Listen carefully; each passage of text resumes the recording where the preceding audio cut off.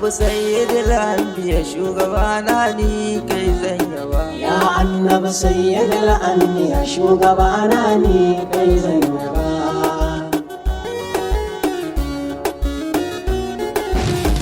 Allah alƙalibu kulli shay'in kai na saka a farkon yabo. Ka ƙaran hikimomi ilahar arshi basira ka zuzzubo. Ina tabara na fake da annabi wanda da shi kake yin rabo. A hore min yabon sa na huta sa na mace ina yin yabo. Ya annabi sayyidul anbiya shugabana ni kai zan yaba. Salatin nan ka ƙara akan wannan da kake ta yi rabbana, wurin wannan da ka bai wa tutoci buratu a ayunana, da alayensa har walidansa da duk ashabu sun zayyana.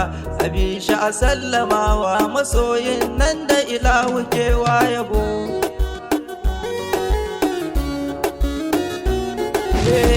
Ya annabi kai kadai ne a yadda kake bayi ba sa san ka ba. Isharar duk halitta da kai Allah ya kadaitu ba wani ba. Da kai Allah ya hore wa kowa komai ni ba zan barka ba. Ka ƙara matso da ni dab da kai kai ne mai ba da babban rabo. Ya annabi sayyidul anbiya shugabana ni kai zan yaba. Inna a daina kayar janni ma darajar kausara, da ganni cikin masoyan ka fatuhu ni ma har na dan yunkura. Kar da kyala nafsu ta kai na hawan bare na magangara. Kana yin yadda ka so ka hore min ni ma na bari yin dabo.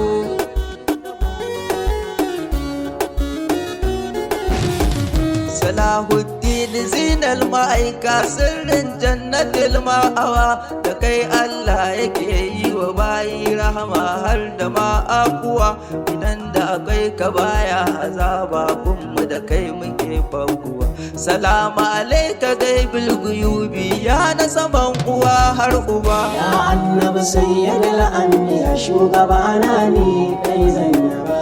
Haske kai ka haske hasaken nan da suke ta yin walwali, na jami'i kai ka tare lumanoni na saman dukan hankali. Faukar kulli sirrin nubuwati ya annabi mursali, bayanin mai bayani ba zai zanta ka baya ba zainaba.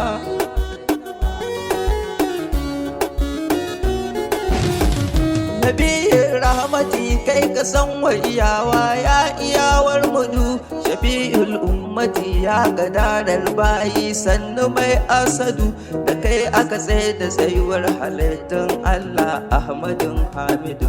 Ka sani cikin masoyan ka ni na san ba za na tozarta ba. Ya annabi sayyidul anbiya shugabana ni kai zan yaba. Ya ce dan masu ceto mukamul Mahmud Mustapha mai shafa.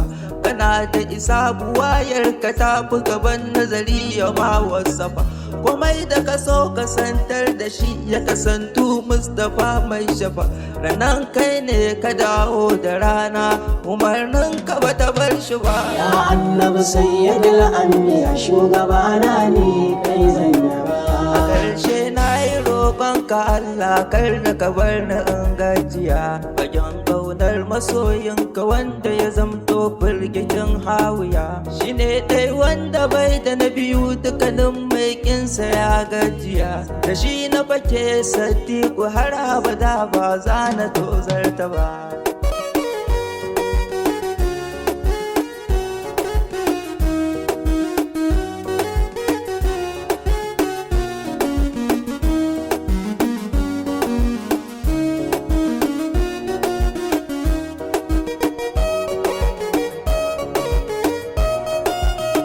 Ya annabi sayyidul anbiya shugabana ni kai zan yaba. Ya annabi sayyidul anbiya shugabana ni kai zan yaba.